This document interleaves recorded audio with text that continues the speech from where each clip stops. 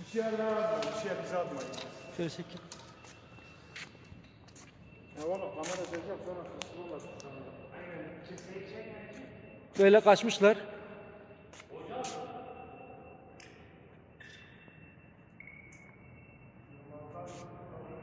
Yılmazlar kaçmış arkadaşlar. Hadi geçmiş olsun. İçeride hani alacağımız vereceğim için hani bir şey olmayabilir ama hakkımızı istiyor. Biz başka bir şey de istemiyoruz. Budur. Yapabileceğimiz şey budur yani. Benim ismim Erdal Hayata. Şanlıurfa 2. Organize Sanayi'de bulunan Diş Tekstil Sendikası'na üye fabrika çalışanları olarak burada Yılmazlar ayakında bu onurlu mücadelede, bu hak mücadelesinde arkadaşlarımızın yanında olmak için buradayız.